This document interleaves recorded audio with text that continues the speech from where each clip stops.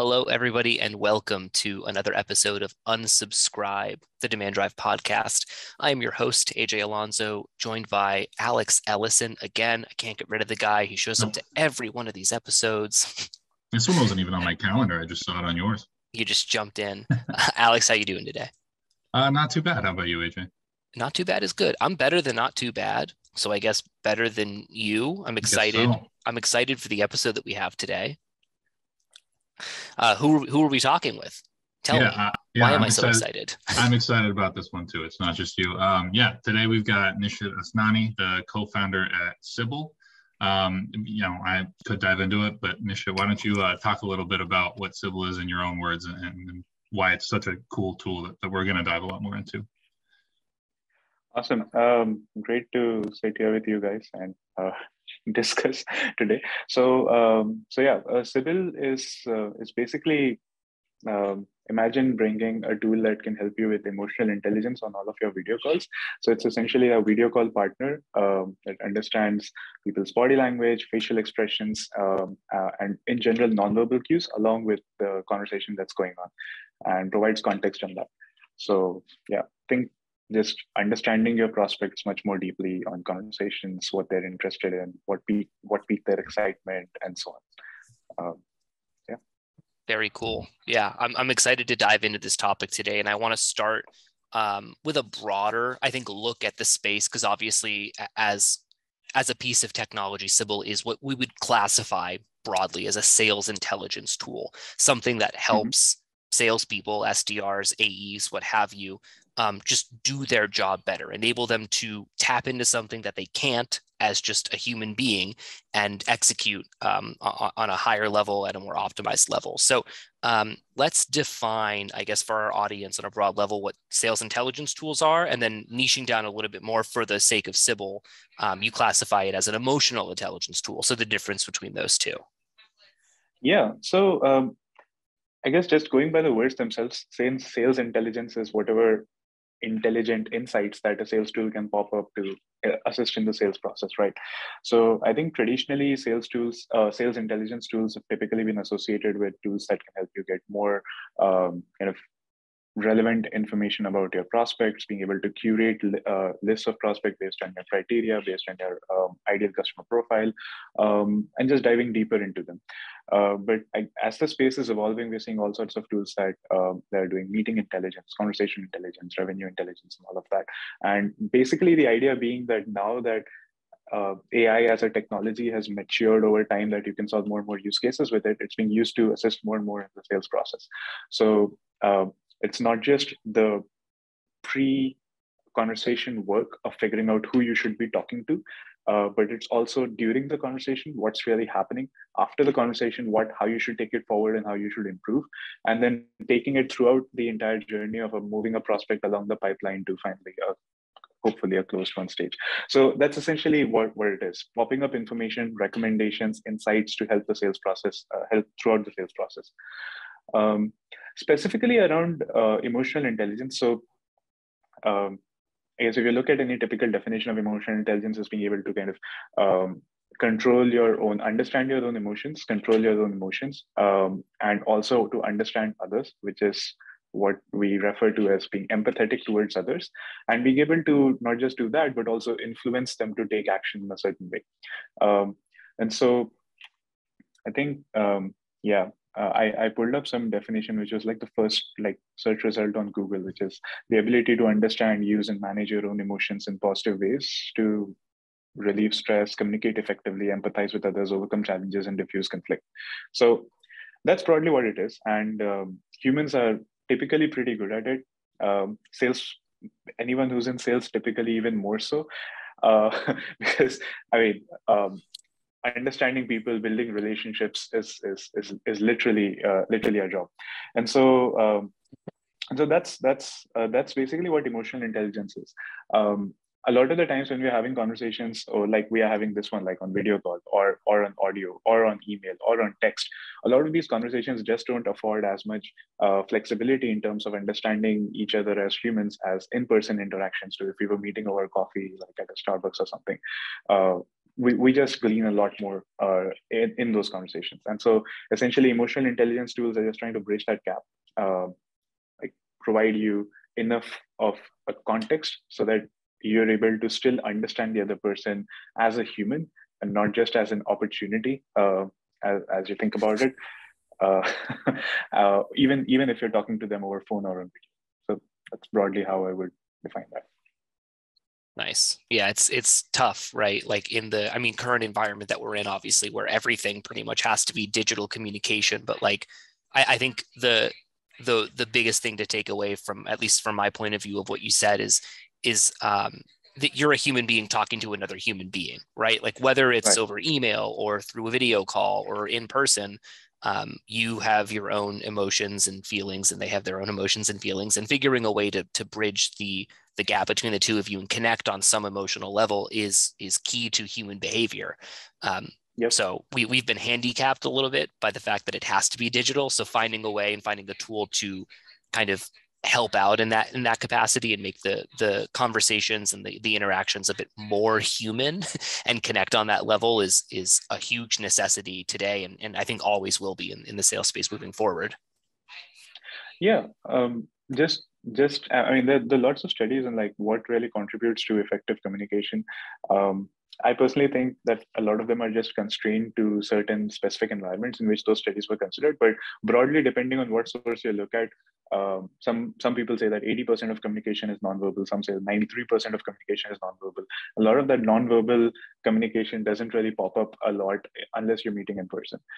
That the tone of voice, the way you're reacting to whatever, let's say, I'm saying, or the way, like, what do you do when there's a distraction coming by? Do you like if someone enters your room, what do you do when like a notification pops up on your screen? And all of those things are just stuff that it's important to understand, like how interested you are or how committed you are, and it's just very hard to glean in any digital media. Yeah, and I think you bring up an interesting point that a lot of this, the technological sort of direction we've had to head because of the pandemic has caused these conversations to go online. And so I'd love to sort of dive a little bit, since nowadays I assume almost every sales call, you don't really have people going door to door today. I think no one's come to my door. Excuse me. But so how, I guess, how a tool like Cybill and an emotional intelligence tool can help. I don't know, do you see it really filling these gaps that now sort of exist because we've all transitioned over to a digital communication type of space? Or I guess, yeah, how do you see emotional intelligence tools really helping the sales process beyond, right? Because you said humans are good at it, right? We can do it sort of naturally, but where does this tool fill in the gaps? How can it sort of help us be even better at understanding other people's, emotions? Yeah, of course. So think about it this way: like once, for instance, a very common aspect when in video calls when you're talking to a prospect is that you're presenting a slide deck. Let's say that you're basically telling them, hey, this is what we offer. These are the terms, and so on. Or at certain points, you're giving demonstrations of your product or service. At certain points, you are you send them a proposal, you discuss that. In a lot of these interactions, imagine if they're happening in person. If, let's say, you're presenting this deck in person and you're observing them all the time as to what's really happening, even if you're not acutely observing them like Sherlock Holmes would, you as a human are like you're naturally inclined to kind of read the room and understand what's really happening and who's paying attention, who's just fiddling with their phone, and so on. On a video call, that's just harder because the surface area that your eyes have to look at is huge, and you're not just presenting, you're also looking at these other people on the screen in like this 2D kind of an interface. When it's on phone, it's even less. All you have is like audio cues. If someone says mm-hmm, or not, for that matter. And so that's where a lot of the gap is. The reason why a lot tools like Cybill can really begin to bridge that gap is because, like, since these interactions are having the digital medium, that's exactly where you would want AI to step in. That's exactly where a lot of data can be collected and can be actually used, analyzed, and information can be gleaned from it. That being said, we're just getting started on what is really possible from all of these video interactions that are going on, and how the gap in the emotional intelligence can be bridged. Interesting. I think one of the big things that you hit on previously, and something I do want to dive a bit deeper in, and sort of this idea of bridging the handicap that we've been given through the fact that everything is a digital medium now, is over the past few years, we've talked a lot about empathy, empathizing with your customers, and tactical versus like actual empathy, because I think at a certain level, all salespeople know that if you want to push a deal forwards, whether you're an SDR and you're trying to create your own pipeline opportunity, or you're pushing something into the sales pipeline for your organization, you need to connect with someone on an emotional level. You were describing it before, like people who people buy from people they like is the adage.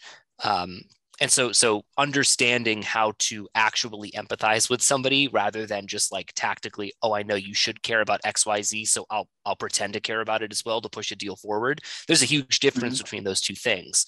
And what you were talking about with tools like Sybill in terms of really understanding the small social cues around like nodding your head or saying and like how invested someone is in the conversation can do a lot for understanding and really empathizing with somebody. So I guess I don't know if there's other ways in which like you've seen tools in the emotional intelligence space help in that capacity in terms of better empathizing with prospects, or ways that you can better enable salespeople to do that. Because I think that's the big hurdle that everyone has to jump in this day and age. Is if you don't have empathy, you're kind of sunk. Yeah, that's a very valid point, AJ, and it's nothing new. It's like right from the moment when you decide that, okay, this is a person that I want to reach out to, like as an SDR, or even like we do as founders as well. When you decide, okay, this is a person I want to reach out to, the next thing you do is, okay, what's the best way to reach out to them? What should my messaging be so that it actually appeals to them? And this really varies from person to person. Someone would just want you to send them like a one-liner that succinctly describes what your product does and how it could be useful. Someone would really appreciate if you send them a cat meme and ask them to book a slot right underneath.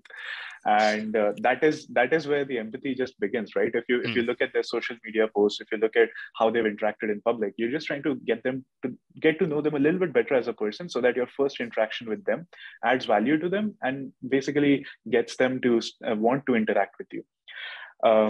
And credit to a lot of tools that really help us out in terms of like writing the best possible email copies, or understanding people's persona based on their LinkedIn profiles, and basically structuring your first communication based on that, be it a LinkedIn message or email or call. But what gets really interesting is when you actually get on that first call. Are you able to really uncover what their problems are? You mentioned, AJ, it's really important in the first couple of conversations to understand what their need is, so that you're not just driving your product into like a nail that does not need it. You kind of need to understand what's really happening, and either disqualify early or take it forward in a direction that actually makes sense to the prospect.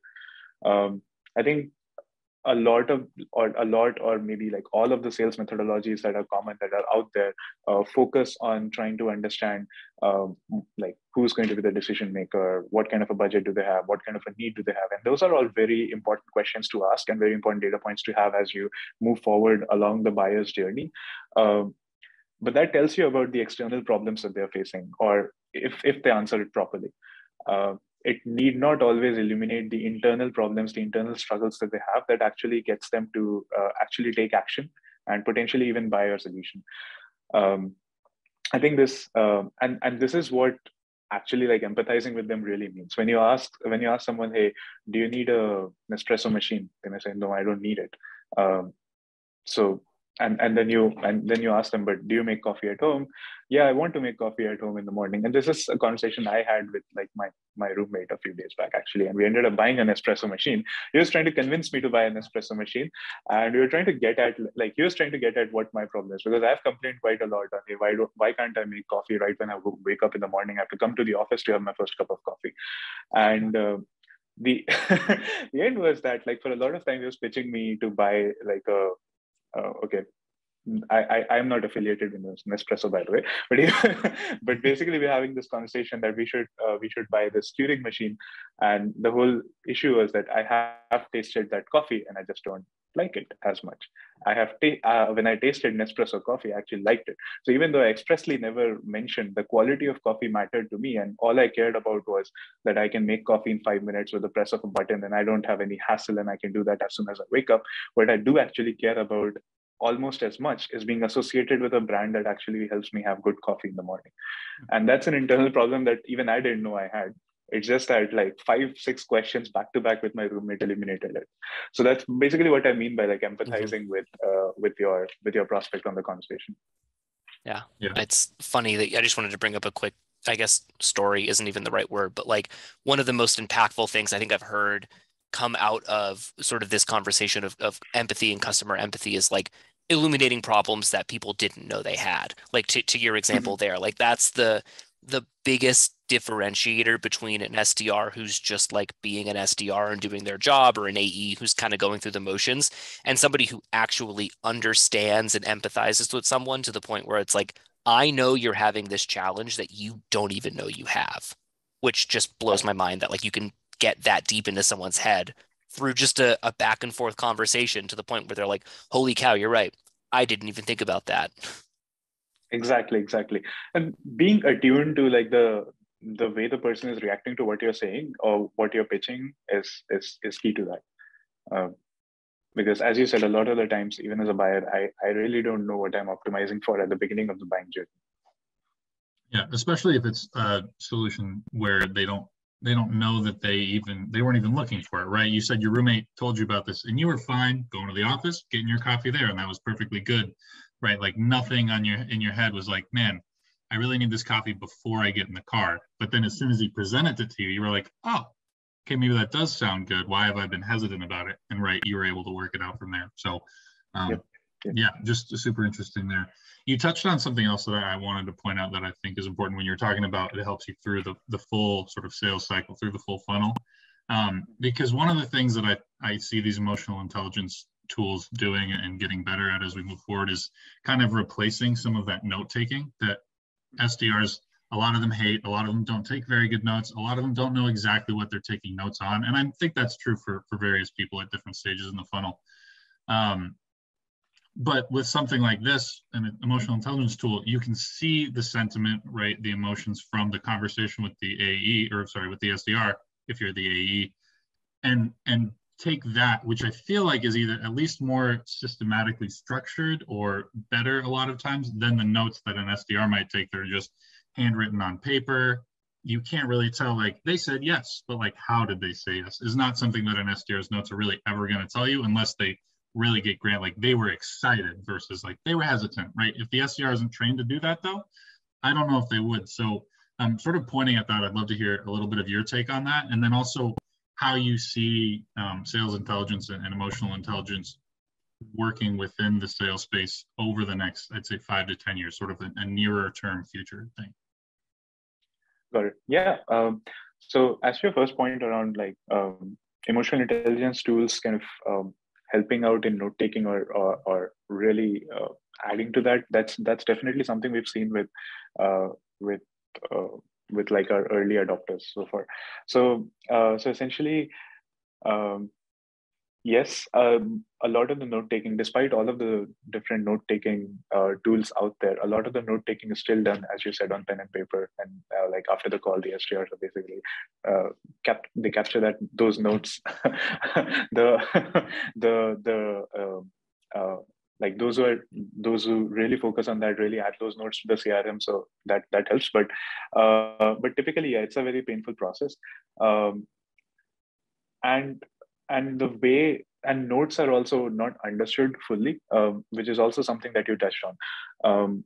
A lot of the other note-taking transcription tools that have existed that basically is like kind of like started out the space, so to say, have focused a lot on specific kinds, like catching specific kinds of discussions or specific kinds of sentences, which is which is a great starting point for note taking.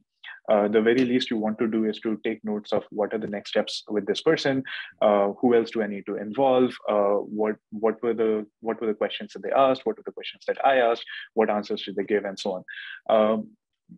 But it's time to, and it's possible now to go much deeper than that, much more beyond that. And as you pointed out, being able to not just like, if I propose your next step, and this has again happened with me quite a few times as well.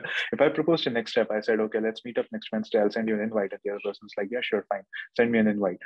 The way they react to that next step is also important, because even though I've booked the meeting with them for next Wednesday, based on their reaction, I kind of know that this person is still hesitant, and I need to address that in my follow-up email.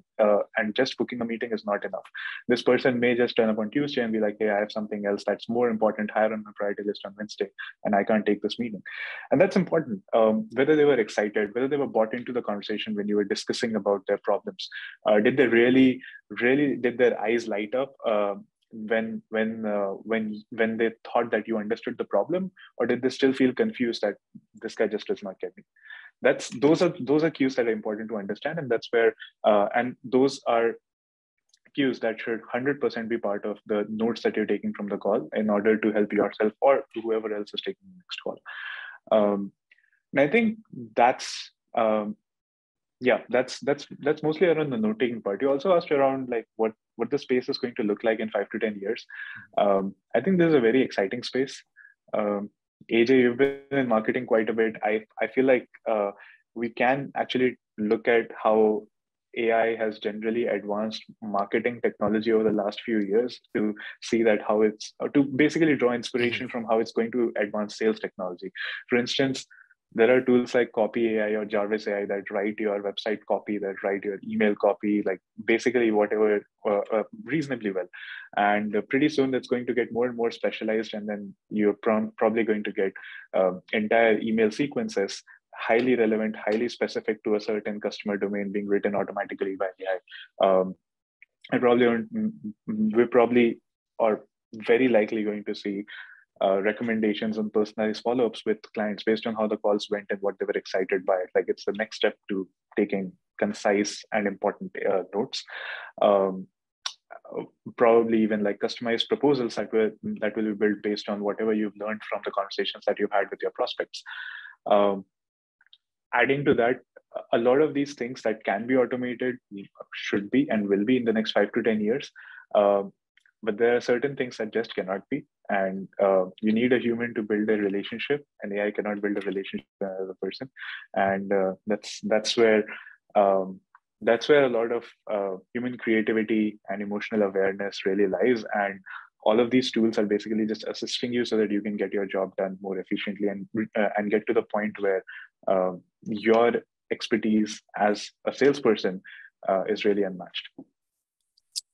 I like the way that you put that, and I think it leads me into my next question, because you hear a lot about, I think AI is just a buzzword. Every technology says in some capacity at this point that they're AI enabled and they help optimize blah blah blah. But I think a lot of people recognize exactly what you said, that there are things that you just cannot automate that are innately human, and the idea that this technology exists to assist somebody versus, in what a lot of people are saying is the future, replace somebody, is the key there. Because I do think a lot of people look at a role like the SDR, which is very generally metrics driven, very repetitive, in the sense that like this is menial is not the right word, but like a basic enough activity that someone's doing that I can imagine a piece of technology replacing them. But to your point, like, and I agree with you, I don't think it's possible. There's something innately human about being a salesperson, whether you are an SDR or an AE, that lends itself to the role that the technology cannot. So I think I might know the answer to the question already that I'm about to ask you, but so you don't think that SDRs or AEs are going to get replaced by this technology in any point in the near future? No, I don't think so. So certain job functions will. and certain job functions have been replaced or automated over time, and that will continue to happen. And like for instance, just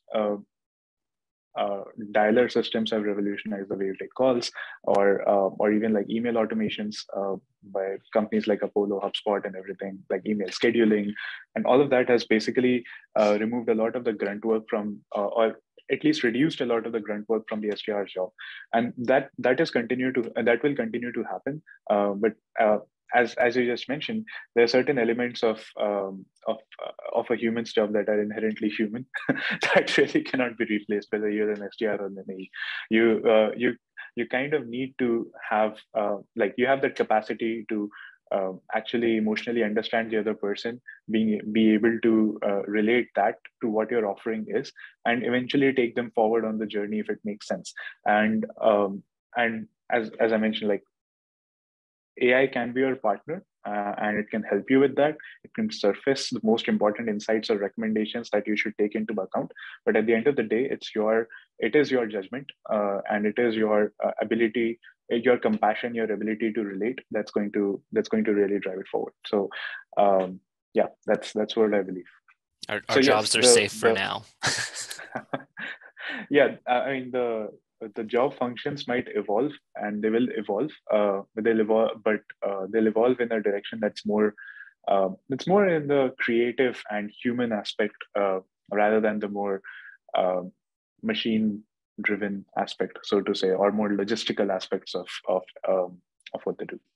Yeah, and I think that hits on a lot of the trends that we've also seen at Demandro over the last few years. When I was hired as an SDR 5 years ago, I think the volume expectations were a lot higher. There was a lot more put on just the amount of things you do. And now there is more focus on building relationships, emotional intelligence, just as an individual, because I think that part of the skill set now has an outsized role in the success of an SDR.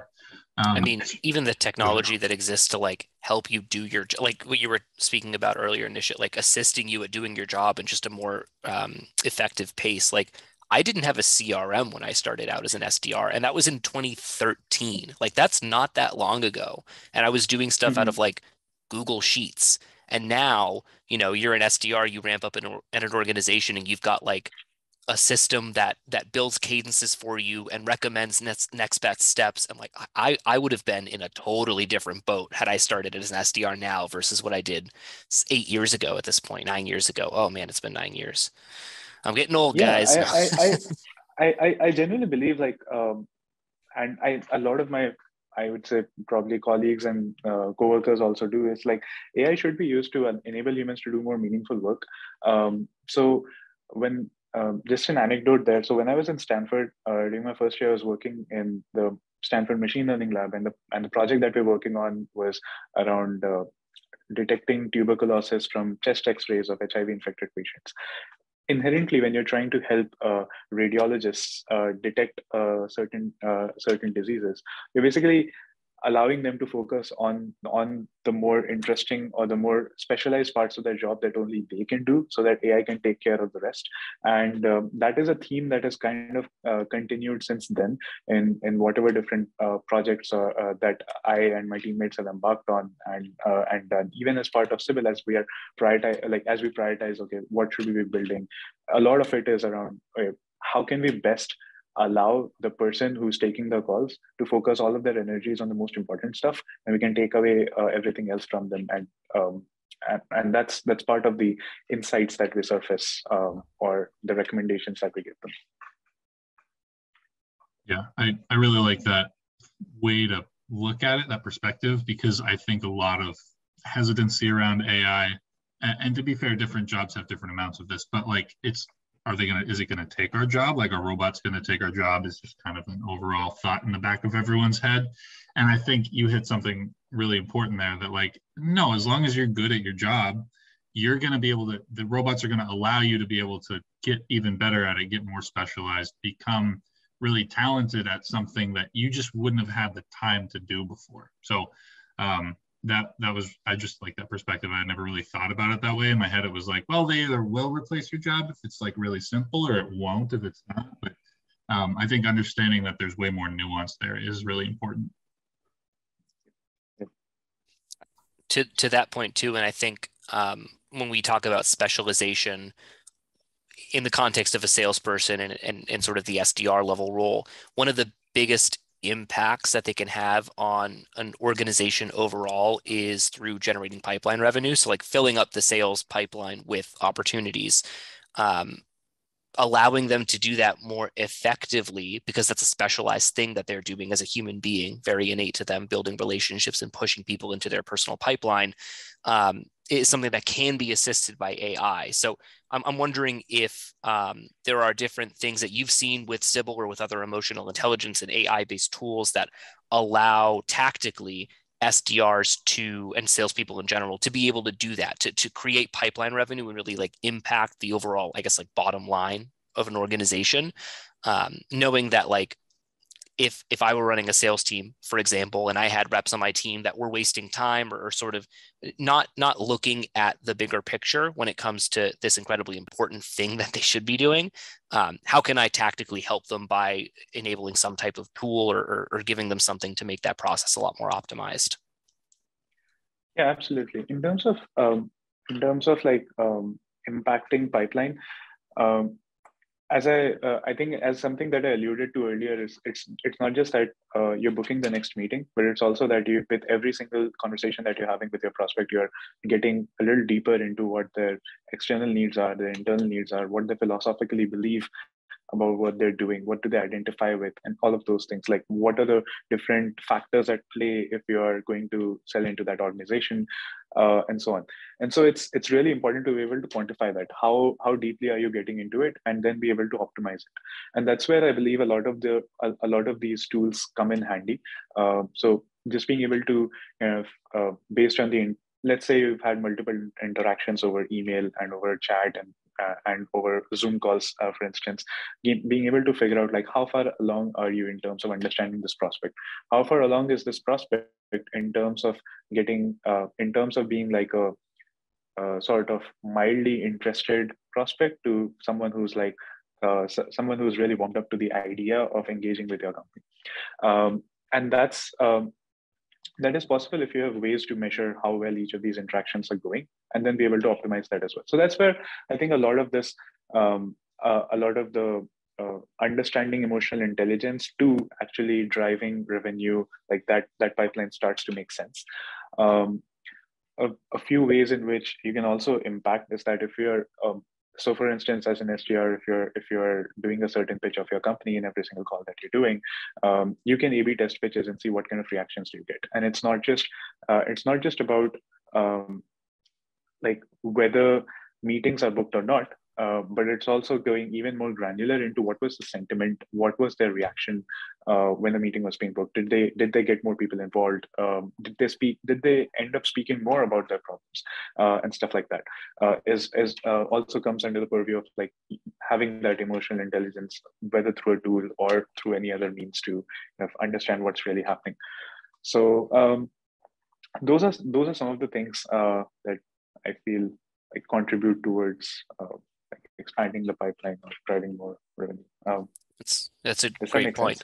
Yeah, no, I think one thing that I latched onto there, and it's something that we've talked about in the past, and I think is very important and overlooked in the role, is that it's not a binary outcome. Like theoretically, yes, it's either I reach out to somebody and I ask them if they want to take a meeting, and it's yes or no. That is binary. But like there are so many intricacies that go into the answer of yes or no that you can, like you were saying, get more and more granular when you're analyzing that, tell you a whole lot more about the situation that person is experiencing, what that account is going through at the moment. It's valuable for you to relay that information back to your team. And if you can, in your words, sort of like quantify that qualitative information in a way that makes sense for everybody, you can start changing up how you're approaching specific accounts or what your messaging looks like. There's a number of different ways that you can learn from those interactions that isn't just yes or no. Exactly. Just as an example, so one of the so like one of the primary use cases that we've seen of like people leveraging emotional intelligence is that when you're taking, like, for instance, when you're giving demos, and understanding exactly what part is basically turning your prospect off, like they're zoning out, even if they agree to take the next call or if they did not, or if they're like in a confused state. If you know basically what really interested in and what did not, you can send a very specific follow-up email or have a very specific follow-up conversation to get them back into the process, to let them know that, hey, I understand what you're going through, I understand what your major pain point is, and I'm willing to kind of talk about that and not talk about necessarily, oh, these are all the 10 specifications of what my product is. And that's and over time, as you have more and more data on like what's really working, what's not working, you can also like change your demo, change your pitch, change your deck, and basically improve the entire process as it stands. I like that. It's like creating a little feedback system within your own process to let yourself know, like, hey, this works, this doesn't work. Now I can iterate and improve. Or on a macro level, you can even take that up to sales leadership. I think that's also underserved in a lot of organizations. But like the data that an SDR gets from an emotional intelligence tool should be relayed up to sales leadership, so they know, like, oh, actually, the way that we're pitching our product isn't resonating with this portion of our ICP like we thought it would. In fact, it's better with this group of people. And we're finding that because of the data that our SDRs are getting. So now let's take that back, reorient ourselves and figure out a different way to pitch this and then send it back to the team so they can retest it. I think that's like, it's a huge opportunity there. Absolutely. And like just adding to it, you can go much more granular than just whether this conversation went well or not. You can go into whether my rapport building was good or not, and like how good on a scale of, let's say, 1 to 10 was it.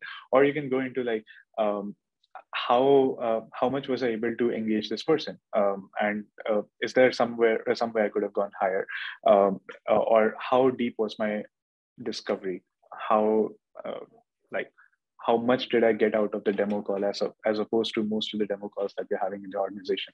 So you can go much, and even within each of those different questions, you can dig even deeper and try to get at very specific points of like what really happened. So it's, in a way, I think one way to think about it, or the way I think about it, is like product analytics have been around for a long while, and they allow you to get really, really, really deep into what's working with your product and what's not, what user flows turn people off 5% times more, and doing all of that. That has translated first into marketing, where you can go really deep into what kind of messaging and advertisements are working or not. And now it's time in the next few years for that to get into sales as well, where you know exactly what's working, what's not working, in terms of you getting a better understanding of the people that you're talking to. That's an exciting proposition. Exciting, yes. I'm really excited to be working in this space. Nice. Well, I don't know if I've learned a heck of a lot from you today, Nishit, and confirmed a lot of the things that I already knew were undersold in the sales world in terms of utilizing technology to help optimize and not replace SDRs and make sure that they're capturing the right data. If there was one thing that you wanted to like leave the audience with, one big final sort of all-encompassing idea around the value of emotional intelligence tools and sort of the impact that they can make for an individual rep and sort of on the organization as a whole, what would that be? What's like the one thing you want someone to remember from this episode? I think sales is all about understanding and building relationships with people more than anything else. And I think a lot of the tools that we are seeing right now are tending towards that direction. And emotional intelligence tools directly try to address that very question, or that very proposition of, can you understand people better, and can you actually serve them better? And I think I personally think that's a very meaningful goal to strive towards. And despite whatever we are going through in terms of the pandemic, in terms of everything that's happening in the world, I think this just helps us just get closer to each other in a professional capacity and understand each other's needs and desires and challenges better. So yeah. Bringing us together from further apart. Well said. Well, Nishit, thanks so much for hopping on the episode and talking through this with us. If people wanted to learn more about you and about Cybill, where can they find you?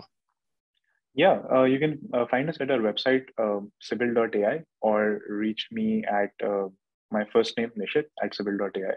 And yeah, Awesome. that's kind of it. Great. Well, thanks again for hopping on the show. Much appreciated. This is, again, has been Unsubscribe from Demand Drive. Remember to subscribe to Unsubscribe to make sure that you're getting tips and tricks on how to cut down on those nasty unsubscribe messages in your inbox. And we'll see you next time.